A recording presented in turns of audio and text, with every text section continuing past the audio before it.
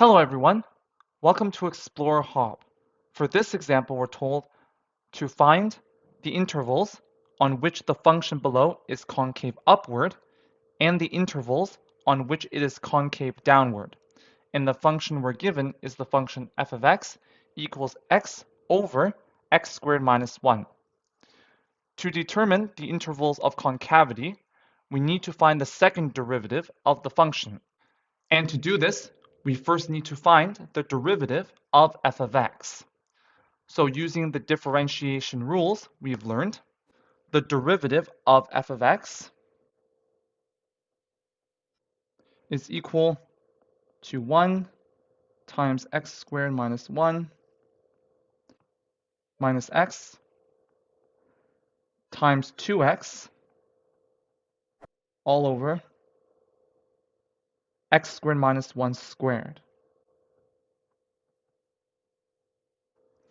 And this is just equal to x squared minus 1 minus 2x squared all over x squared minus 1 squared. And this is equal to negative x squared minus 1 over x squared minus 1 squared, which is equal to negative x squared plus 1 over x squared minus 1 squared. And this gives us the derivative of f of x. In differentiating one more, we get that the second derivative of f of x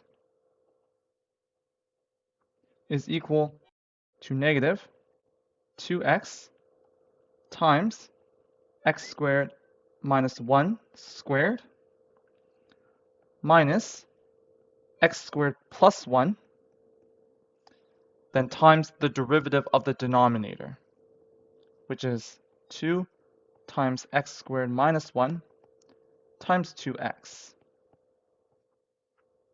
and all over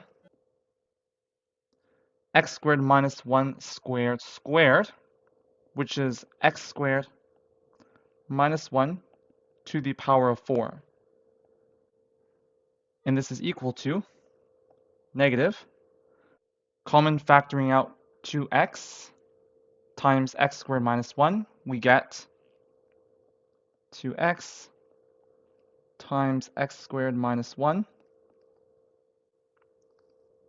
times x squared minus 1 minus 2 times x squared plus 1, then all over x squared minus 1 to the power of 4. And this is equal to negative 2x times x squared minus 1 minus 2x squared minus 2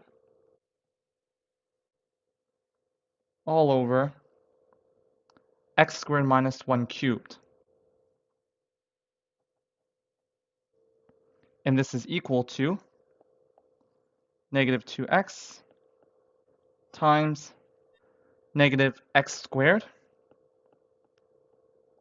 minus 3. Then all over x squared minus 1 cubed. And factoring out a negative 1 from the top, this is equal to 2x times x squared plus 3 over x squared minus 1 cubed. And this gives us the second derivative of f of x. Now we set the second derivative of f of x equal to 0, or dne, to determine the intervals that we need to check. So if the second derivative of f of x is equal to 0, then this means that the numerator must be equal to 0. So 2x times x squared plus 3 is equal to 0. And the only solution we get here is that x is equal to 0. And if the second derivative of f of x does not exist, then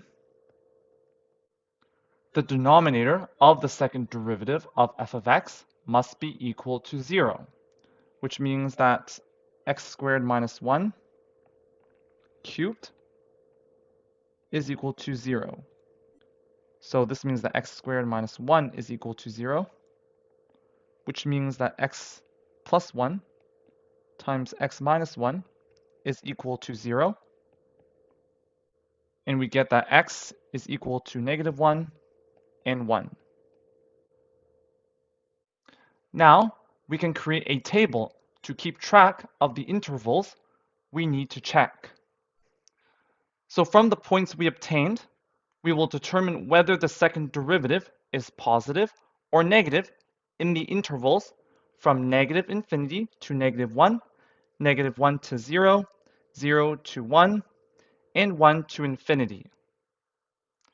And to do this, we will determine the sign of all the terms in the second derivative of f of x, which includes the terms 2x, x squared plus 3, and x squared minus 1 cubed.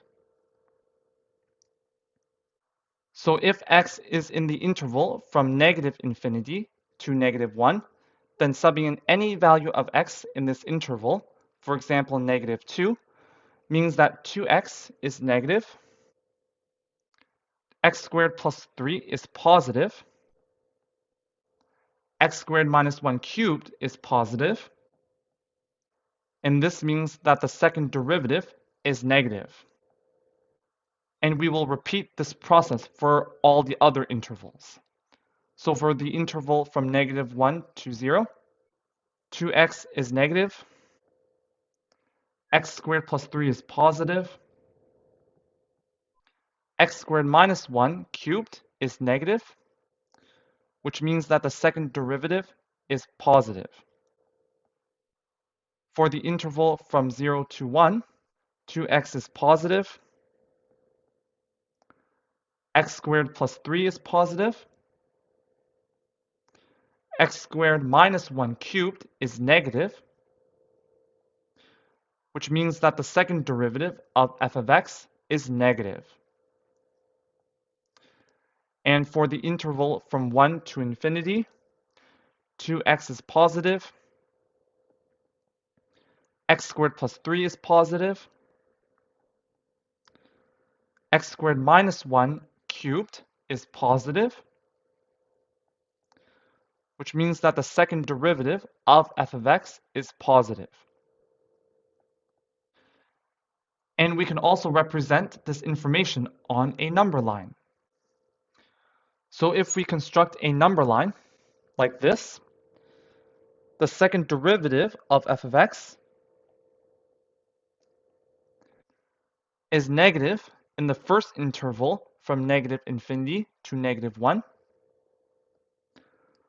positive in the next interval, then negative in the next interval, and positive in the last interval. So therefore,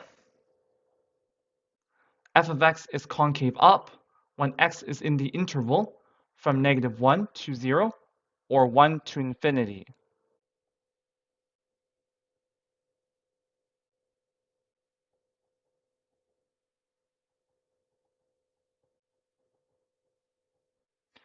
And concave down when x is in the interval from negative infinity to negative 1 or 0 to 1.